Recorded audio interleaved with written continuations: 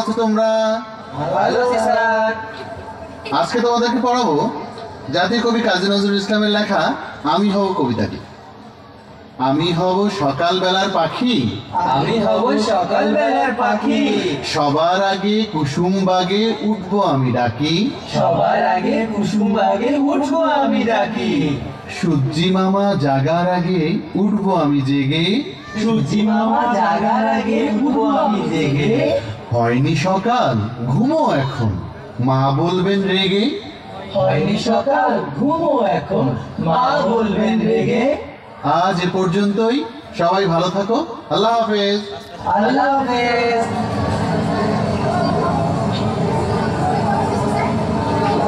আসসালামু আলাইকুম বাচ্চারা, কেমন আছো সবাই? আলহামদুলিল্লাহ, আপনি? আলহামদুলিল্লাহ, আমিও ভালো আছি। তো বাচ্চারা, আজকে আমরা পড়বো আরবি, ঠিক আছে? তাহলে সবাই আমার সাথে পড়ো, কেমন? আলিফতে আল্লাহ, আলিফতে আল্লাহ, বাতে বাইতুল্লাহ, বাতে বাইতুল্লাহ, তাতে তাকওয়া। তাতে তাকওয়া। ঠিক আছে বাচ্চারা, আজকে এই পর্যন্তই, ঠিক আছে? জি স্যার।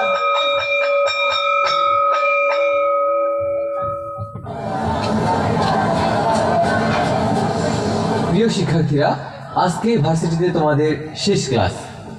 গ্রাজুয়েশন শেষ করার মধ্য দিয়ে বিভিন্ন সিভিল সার্ভিসে যুক্ত হয়ে তোমরা দেশকে সেবা দেবে। তবে আমি সন্দিহান কোটার এই বাজারে মেধার সঠিক মূল্যায়ন হবে কিনা।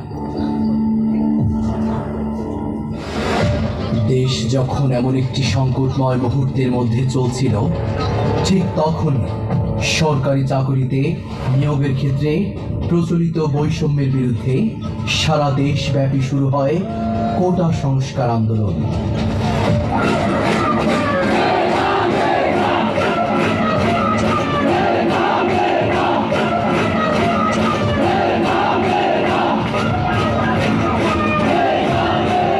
শিক্ষার্থীরা যখন রাজপথের আন্দোলনে ব্যস্ত, তখন ক্ষমতার মসনদে বসে তৎকালীন প্রধানমন্ত্রী শিক্ষার্থীদের উদ্দেশ্য করে উপহাসের স্বরে বলেন, তো কোটার মেধা তো এক জিনিস না।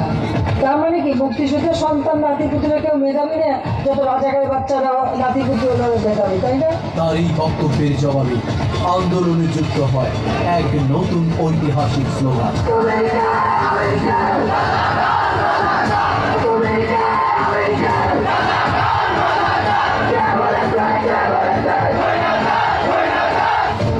শিক্ষার্থীদের এই অহিংস আন্দোলনে সহিংস আক্রমণ চালায় সরকার দলীয় ছাত্র সংগঠন, ছাত্রলীগ সহ যুবলীগ এবং অত্যাচারী পুলিশ বাহিনী।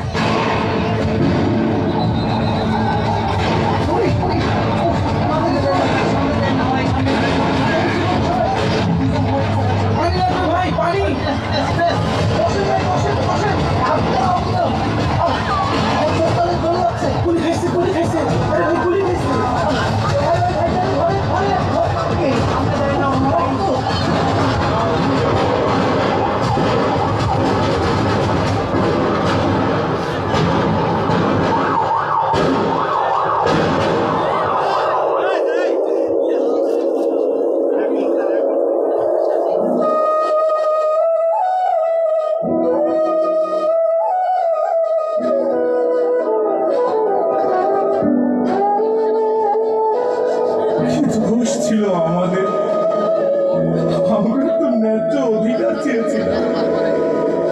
বিনিময়ে আমাদের হকিদের লাশ বানিয়ে দিল। এর নাম কি স্বাধীনতা?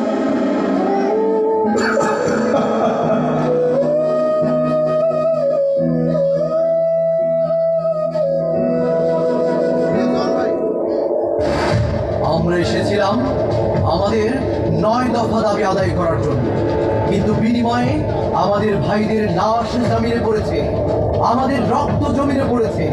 আমরা আর ঘরে ফিরে যাব না। আমাদের এখন আর 9 দফা নয়, আমাদের এখন দাবি 1 দফা।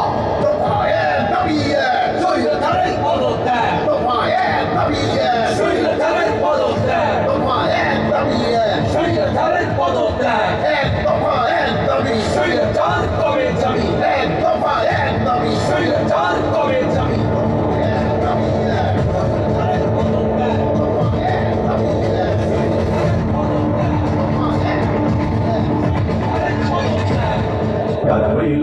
কপাট কারা রইল কপাট ভেঙে ফেলব রেল পাট রক্ত জমাট শিকল পূজার ভাষণ বেদি ওরে অতরু নিশান ওরে অতরু নিশান বাজা তোর প্রণয় মিশান ধ্বংস মিশান উড়ুক প্রাচীর প্রাচীর বেদি কারা রইল কপাট কারা রইল কপাট কারা রইল কপাট কারা রইল কপাট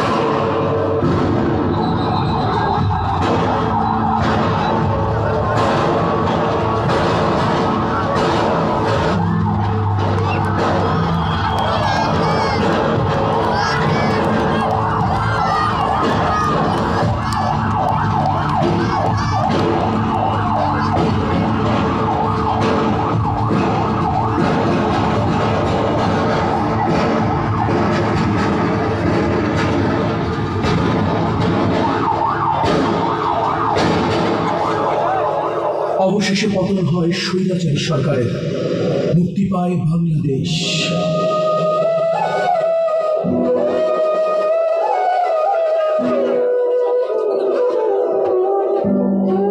আমাকে আমাকে চিনতে পারছেন আপনারা?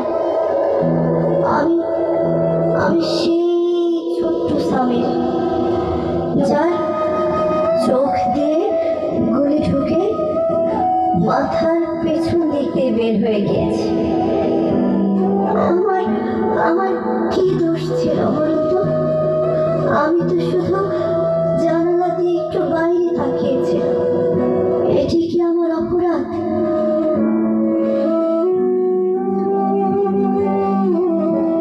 আর আমি তো পানি বিলাতে গেছিলাম। পানির অপর নাম নাকি জীবন। শেষে যে নিজের জীবনটাই বিলিয়ে আসতে হলো। আমাকে মনে আছে আপনাদের? আমি আপনাদের মুগ্ধ।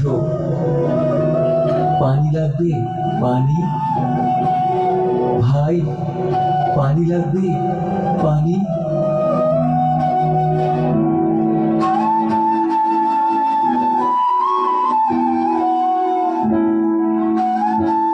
বাড়ি থেকে ফোন করে বলেছিল সামনে যাস না, ওরা তোকে মেরে ফেলবে। ছোট বোনটা কত করে বলল, ভাই তুই সাবধানে থাকিস। 11 তারিখ ওরা যখন আমাকে মারল, ওরা ভেবেছিল আমি হয়তো দমে যাব, কিন্তু আমি দমে যাইনি। আমার বুকে কেমন জানি একটা অদ্ভুত ঝড় তৈরি হয়েছিল। ওরা বোধ হয় ওই ঝড়টাকেই ভয় পেয়েছে। বুকের ভেতর তুমুল ঝড়, বুক পেতেছি গুলি কর।